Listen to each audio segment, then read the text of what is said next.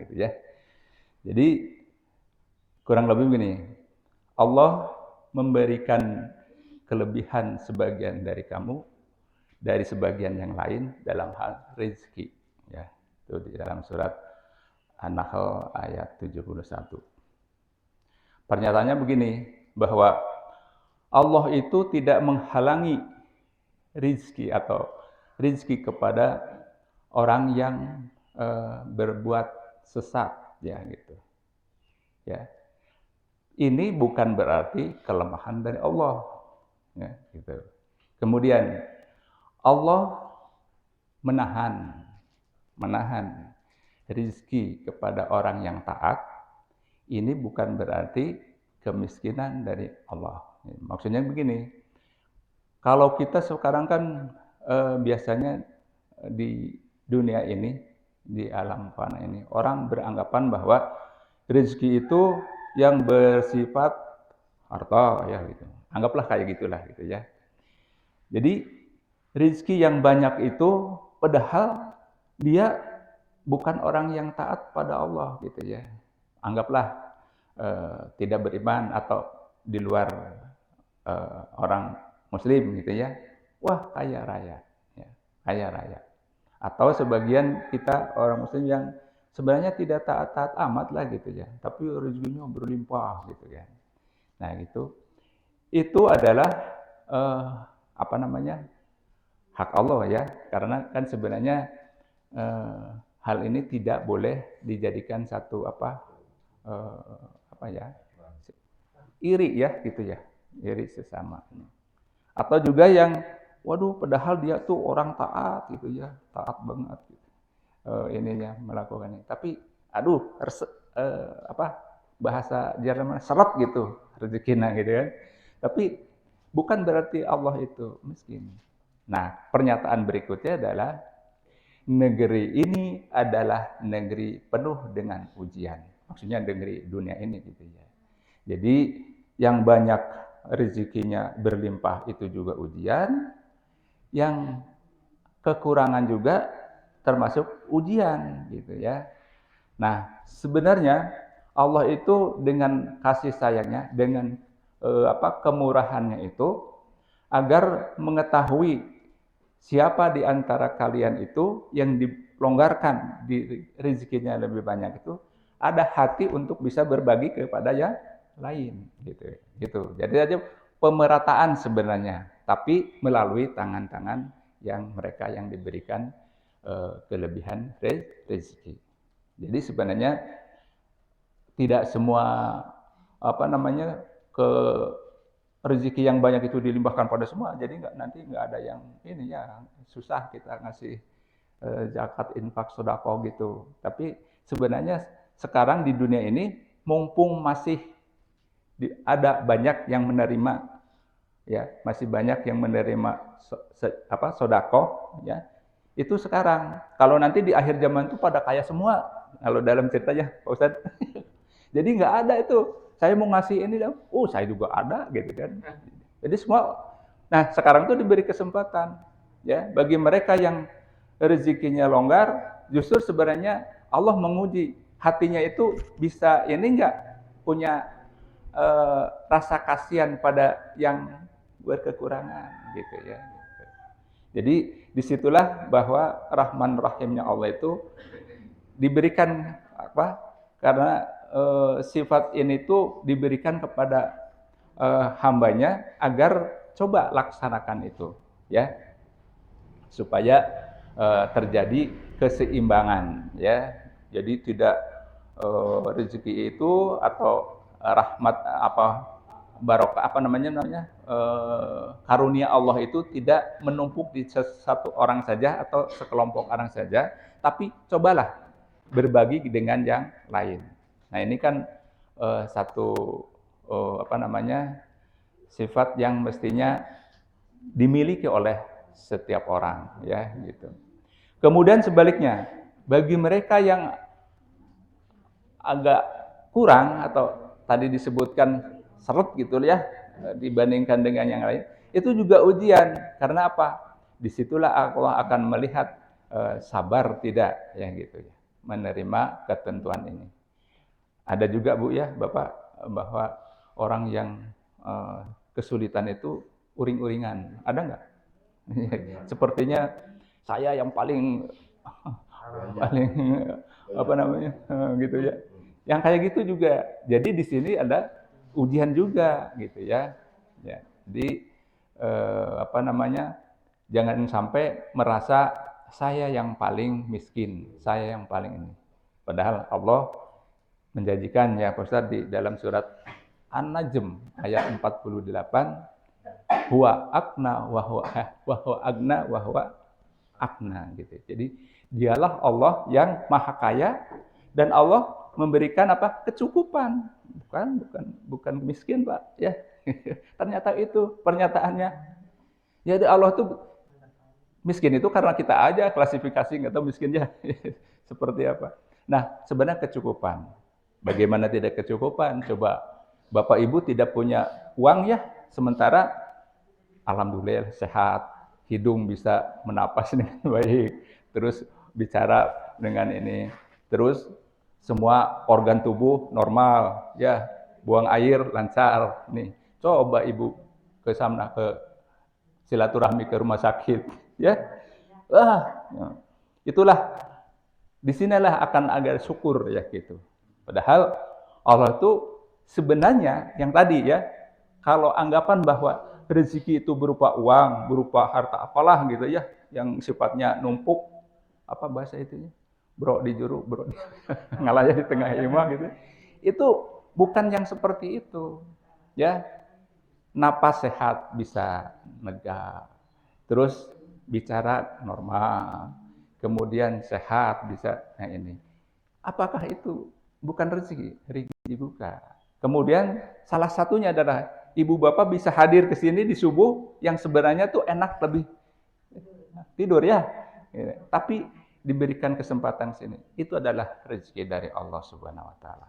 Ya jangan makanya kan selalu ya Allah bersyukur hadirin jamaah, mari kita bersyukur, selalu bersyukur kepada Allah. Dan kadang-kadang ini dimaknai syukurnya emangnya diberi duit dalam bentuk uang gitu. Jangan, karena kita bisa hadir, bisa jalan sehat, kemudian napas juga lega gitu ya. Itu adalah bagian rezeki Allah. Maka bersyukurlah kepada Allah. Nah, dalam surat Ibrahim ayat 7, barang siapa yang bersyukur, maka aku akan tambah nikmatnya. Tapi barang siapa yang kufur, maka ingatlah siksaku akan sangat pedih. Itu harus diinikan oleh kita semua, terutama ya tadi meskipun orang yang taat beriman gitu kan, rada berupa rezekinya seret gitu ya, itu tetap aja bersyukur karena ternyata saya masih bisa leluasa bergerak, bernapas, terus diri dan semua keluarga pada sehat gitu. Itu adalah rezeki dari kita, ya. Daripada sekarang dibalik banyak uang tapi harus setor ke rumah sakit. Na'udzubillah min dzalik ya. Itu malah justru tidak diinginkan. Nah, itulah bahwa negeri ini, maksudnya negeri dunia ini adalah sebagai ujian. Kemudian pernyataannya berikutnya adalah kalau rezeki ya, Allah berkehendak memberikan satu rezeki kepada siapapun, itu tidak akan ada yang menahan meskipun seluruh dunia ini menahan gitu ya. Jangan dikasihkan rezeki, itu pasti akan nyampe. Jadi kalau Allah sudah berkehendak memberikan sesuatu rezeki kepada hambanya, pasti akan nyampe. Tenang aja, ya. Jangan sampai ini. Meskipun itu dihalangi oleh seluruh manusia sedunia, ya, gitu kan. Katakan menghalangi, jangan sampai dikasihkan ke dia. Tetap Allah akan memberikan. Akan nyampe kepada yang berhak. Maksudnya Allah tuh kan udah nunjuk nih untuk si fulan, pasti nyampe ke fulan gitu. Ya. Jadi jangan sampai di sini ada sifat dengki ya, artinya tidak senang melihat orang mendapat rezeki yang banyak itu, ya, jangan sampai seperti itu. Atau sebaliknya kalau umpamanya dia apa, menginginkan sesuatu gitu ya, menginginkan sesuatu. Tapi Allah tidak menginginkan apa, tidak bisa gitu ya. Meskipun seluruh dunia ini setuju, katakan, si fulan setujulah dapat anu gitu ya. Tapi itu bukan ininya, Allah tidak berkehendak. Maka tetap aja tidak akan nyampe, tidak akan nyampe sesuatu yang ini kepada si fulan tadi. Ya, karena apa? Allah lah yang apa namanya menentukan. Nah makanya di situ jadi takdir, kata-katanya begini, pena sudah diangkat dan tintanya sudah kering. Artinya apa? Jadi ketentuan itu sudah terjadi gitu ya, tidak mungkin bisa dihapus gitu ya. Itu bagian yang perlu direnungkan sama kita, bahwa ternyata memang kehidupan di dunia itu seperti itu ya. Tentu saja dari dulu pernah kita dengar uraian bahwa ada dua di dunia ini, yaitu sifat yang mesti dimiliki adalah apa? Sabar dan syukur ya. Apa namanya? Benar ya? Jadi sabar manakala kita diuji dengan segala kekurangan, syukur manakala kita dapat ini. Syukurnya itu apa? Menempatkan karunia Allah itu dengan yang dikehendaki gitu. Jadi yang tadi kita dapat rezeki dalam bentuk harta ya gitu. Kan itu kalau kita mah ada tahu, ada sebagian kecil ya untuk hak orang fakir miskin. Ya jangan inilah, jangan pelit ya. Kita harus ini kan. Karena dengan begitu Allah tidak akan apa namanya? Tidak akan membiarkan bahwa mereka yang banyak apa memberi akan miskin, tidak ya, asal karena Allah, karena lillahi ta'ala. Pasti itulah keikhlasan itulah akan dibalas juga sama Allah. Jadi tidak ada ya sekarang bahwa orang banyak sodakoh, banyak ini, dia miskin. Kayaknya enggak lah gitu ya. Melihat dari ininya, malah yang terjadi adalah semakin banyak gitu. Itulah tanda syukur. Artinya apa? Menempatkan sesuatu karunia Allah itu sesuai dengan fungsinya. Nggak mungkin lah kita dapat kopiah langsung disimpan di bawah ya. Atau ini apa punya sepatu yang bagus disimpan di atas, karena nggak mungkin. Itu namanya tidak syukur ya, menempatkan sesuatu yang tidak pada tempatnya. Oleh karena itu ini bagian untuk perenungan kita dari, memang sebenarnya tadi Syekh Qaradawi Sarqawi tadi mengatakan cuplikan cuma tidak tuntas satu ayat gitu kan. Hanya itu. Padahal itu kalau diinikan ya banyak lagi ya. Jadi ini ya, ini mah semacam apa ya? Highlight apa namanya? Judul yang perlu direnungkan gitu. Jadi nggak banyak bahasan, tapi tolong di ini gitu, di ini kan ya gitu, seperti itu. Jadi pada lagi Bapak Ibu, bahwa kita tahu bahwa ya kenapa kita ada program ini, diharapkan tuh sebelum adzan itu sudah ada di sini. Nah setelah adzan kita berdoa, terus nunggu antara apa adzan dan qomat itu waktu-waktu ijabah tuh ya gitu.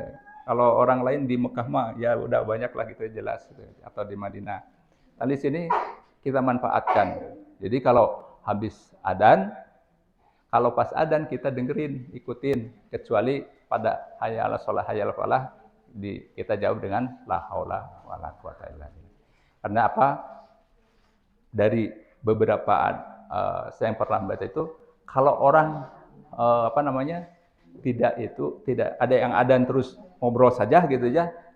Naudzubillah min dzalik, katanya nanti kalau meninggal itu tidak bisa mengucapkan la ilaha illallah. Benar Bapak Ustaz ya? Katanya kayak gitu. Naudzubillah min dzalik ya kalau kan.